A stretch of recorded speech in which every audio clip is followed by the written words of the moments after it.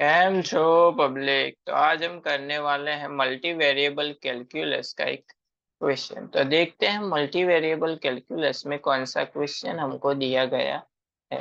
तो multi variable calculus में हमारे पास क्वेश्चन है कुछ ऐसा। So that D square U upon D X square plus D square U upon D Y square plus D square U upon D Z square is equal to 0 if u is equal to x square plus y square plus z square whole raised to -1/2। यानी कि एक function हमको u दिया गया है जिसका सबसे पहले हमको with respect to x differentiation करना है and D square U upon D X square. इसका मतलब क्या है, जो आंसर मिले उसका with respect to x again दोबारा डिफरेंशिएशन करना है। समझ गए? तो सबसे पहले x का ही 2 टाइम्स करना है, उसी तरह से y का भी 2 टाइम्स डिफरेंशिएशन, उसी तरह से z का भी 2 टाइम्स डिफरेंशिएशन इस u फंक्शन के लिए। अगर इन सभी का अगर हम सम करेंगे तो हमको आंसर क्या मिलना चाहिए, 0 मिलना चाहिए। तो चलिए देखते हैं कि इस वाले क्वेश्चन को हम कैसे सॉल्व करेंगे। तो सबसे पहले यहाँ पे हमको जो u फंक्शन दिया हुआ है वो लिख लेते हैं। u इज इक्वल टू हमारे पास फंक्शन है X square plus Y square plus Z square whole raise to -1/2। ये फंक्शन हमारे पास है। चलिए, तो इसका सबसे पहले तो du बाय dx यानी कि with respect to x differentiation करते हैं। तो डिफरेंशिएशन में हमको पता है पावर जो है वो कहाँ पे आ जाएगी, आगे। तो -1/2 कहाँ पे आ जाएगा, आगे। एंड पूरे फंक्शन की जो पावर है वो क्या हो जाएगी, एक कम हो जाएगी। तो X square plus Y square plus Z square -1/2 -1 into, अभी यहाँ पे देखिए with respect to X differentiation किया तो एक्स स्क्वायर का क्या होगा 2x, तो इनटू क्या मिलेगा 2x। समझ गए इतना? चलिए, यहाँ से 2 क्या हो गई कैंसल, x को आगे ले लेते हैं तो क्या मिलेगा -x। यहाँ पे X square plus Y square plus Z square -1/2 -1 क्या होगा, -1 - 2/2 यानी कि -3/2।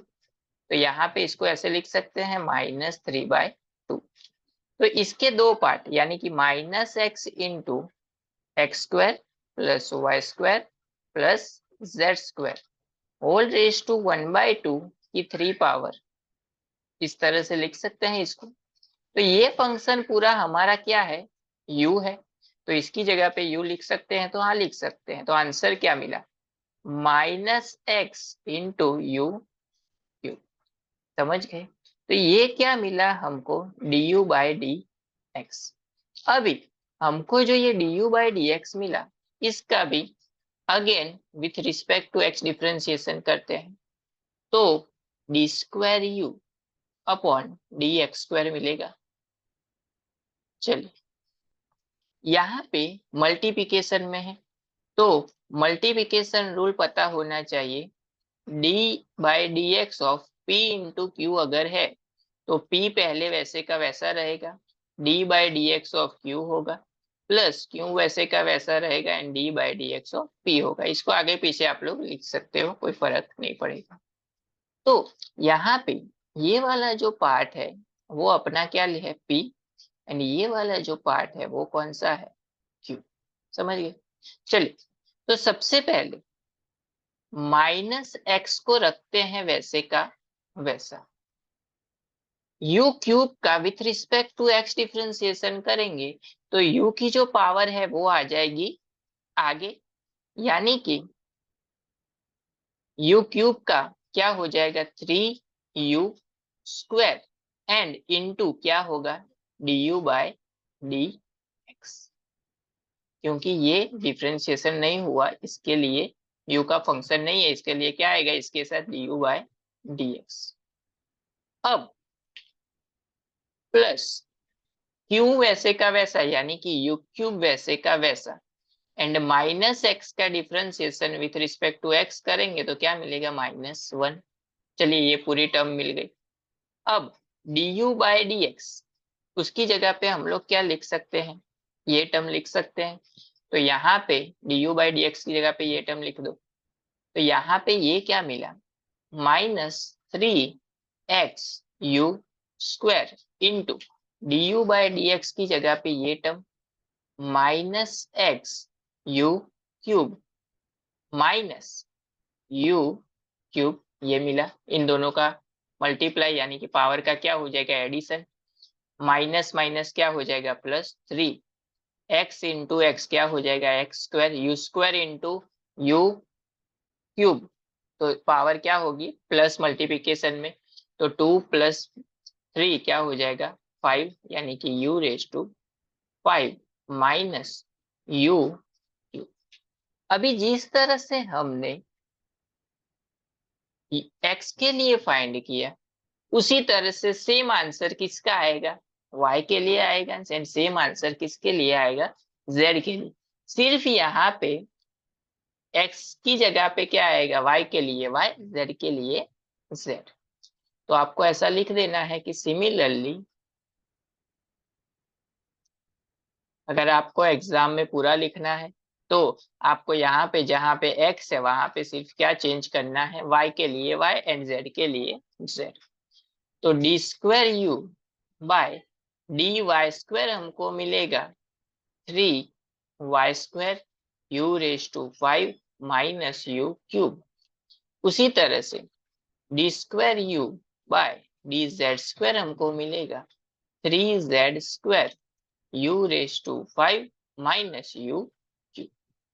समझ गए। उसी तरह से मेथड सेम फॉलो करनी है आपको। जहां जहां पे x लिख रहा है वहां पे आपको क्या लिखना है, y। अब उसके आगे ये तीनों के तीनों आंसर हमको मिल गए, तो तीनों का करना है हमको एडिशन। यानी कि d²u/dx² plus d²u/dy² plus d²u/dz²। चलिए d²u/dx² क्या मिला था, 3x² u⁵ minus u³। 3x² u⁵ minus u³। हमको पता है कि सिर्फ x की जगह पे क्या चेंज करना है, y, तो सभी जगह पे लिख देते हैं। Plus 3y² u⁵ minus u³ plus 3z² u⁵ minus u³। अभी देखिए फर्स्ट सेकेंड थर्ड इन तीनों में से 3u⁵ कॉमन, 3u⁵ कॉमन बचा क्या, पहले टर्म में x² प्लस दूसरे में y² प्लस तीसरे में z² माइनस u³ कितने टाइम है, 3 टाइम्स यानी कि 3u³। अब x² plus y² plus z² इसकी जगह पे क्या लिख सकते हैं, u इज इक्वल टू क्या था, x² plus y² plus z² whole raise to -1/2। अगर यहाँ से हमको -1/2 को हटाना है तो दोनों साइड मल्टीप्लाई कर देते हैं -2 से। -2 से मल्टीप्लाई करेंगे तो 2 2 कैंसिल, माइनस माइनस क्या हो जाएगा, प्लस। तो u⁻² इज इक्वल टू क्या मिलेगा, x² plus y² plus z²⁻1 यानी कि लिखो ना लिखो कोई फर्क नहीं पड़ता, 1।